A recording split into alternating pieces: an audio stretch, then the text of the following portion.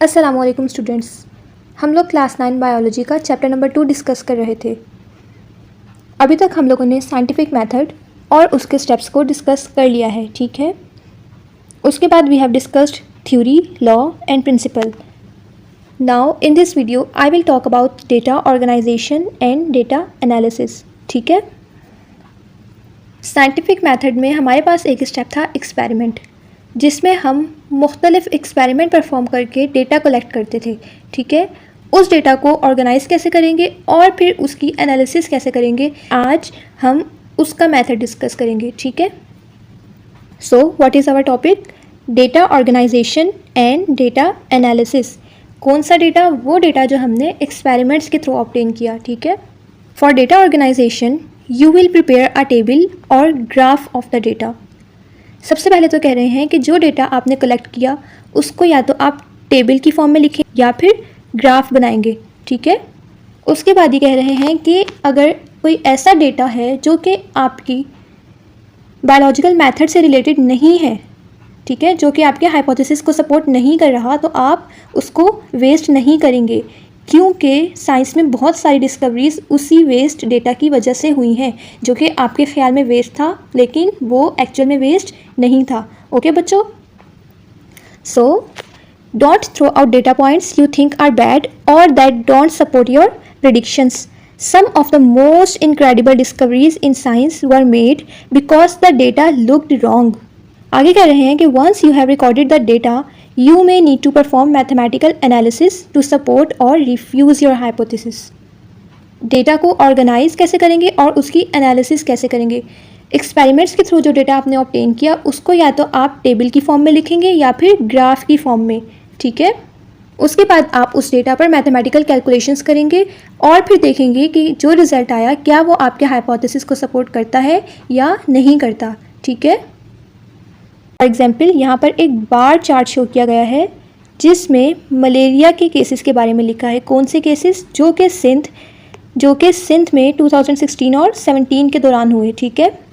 तो यहाँ per month लिखे हैं, फेब, मार्च, अप्रैल, मई, ठीक है। और यहाँ पे काउंटिंग लिखी है कि कितने मलेरिया पेशेंट्स रिकॉर्ड किए गए हैं, ठीक है। तो फेब में हमारे पास अप्रॉक्स 1400 पेशेंट्स रिकॉर्ड किए गए, मार्च 2016 में अप्रॉक्स 1100 रिकॉर्ड किए गए, अप्रैल में अप्रॉक्स 900 रिपोर्ट किए गए, ठीक है। इसी तरह से ये पूरा बार चार्ट बनाया जो कि शो कर रहा है कि किस मंथ में कितने मलेरिया के पेशेंट ऑब्जर्व किए गए। इससे हम अंदाज़ा लगा लेंगे कि किस मंथ में सबसे ज़्यादा रिकॉर्ड किए गए और किस मंथ में सबसे कम रिकॉर्ड किए गए, ठीक है। इसी तरह से हम एक्सपेरिमेंट के डेटा को ऑर्गेनाइज करते हैं और उसकी एनालिसिस करते हैं, ठीक है बच्चों। डेटा ऑर्गेनाइजेशन के हवाले से यहाँ पर एक और डायग्राम शो की गई है, ठीक है, दैट इज़ पाई चार्ट।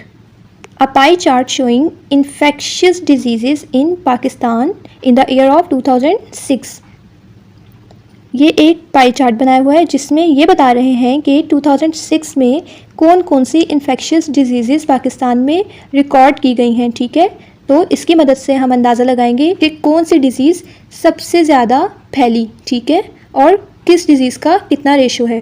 तो यहाँ पर सबसे पहले लिखा है कि 51% हमारे पास थी acute respiratory infection, 16% malaria, 15% diarrhoea, 8% डाइजेंट्री, 7% scabies and 3% other infectious disease, ठीक है। तो इस पाई चार्ट को देखते हुए हमने क्या कंक्लूड किया कि सबसे ज़्यादा होने वाला इन्फेक्शन कौन सा था? एक्यूट रिस्पायरेटरी इन्फेक्शन, ठीक है बच्चों।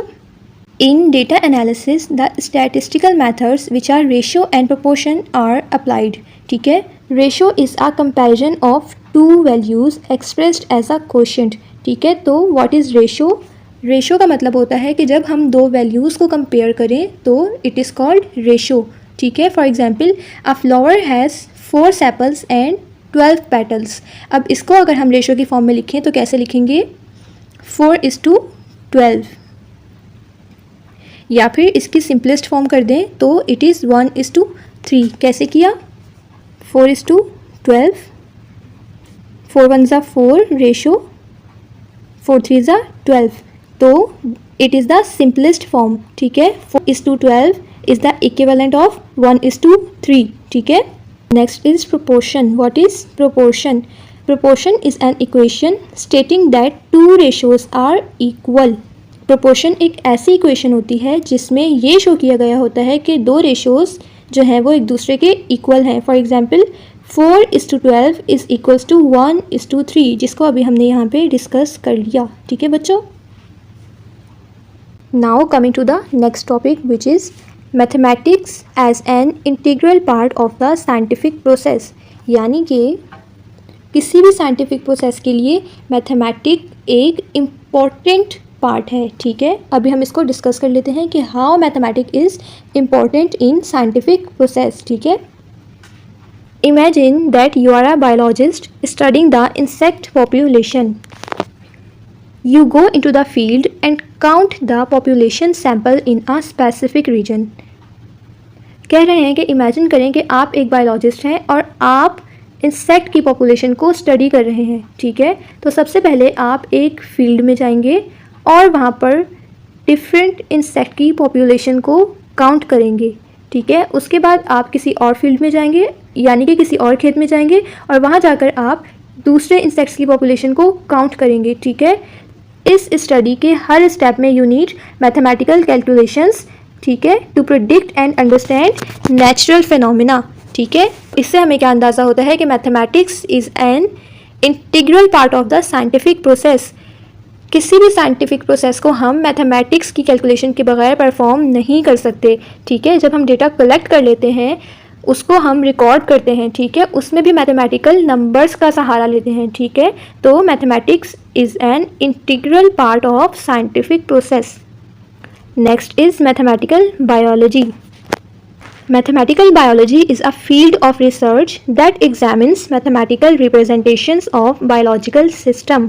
Mathematical biology एक ऐसी फील्ड है जिसमें हम बायोलॉजिकल सिस्टम्स की मैथमेटिकल रिप्रेजेंटेशंस को स्टडी करते हैं। ठीक है, One key role of mathematics in biology is the creation of mathematical models. अभी हम लोगों ने bar chart and pie chart को डिस्कस किया। These are the mathematical models. कह रहे हैं कि मैथमेटिकल बायोलॉजी का इम्पॉर्टेंट पार्ट क्या है? मैथमेटिकल मॉडल्स, जिनके थ्रू हम एक्सप्लेन करते हैं अपने डेटा को, अपनी हाइपोथेसिस को। ठीक है, देयर आर इक्वेशंस और formulas that can predict or describe natural occurrences such as organism behavior patterns, population changes, bacterial growth and so on.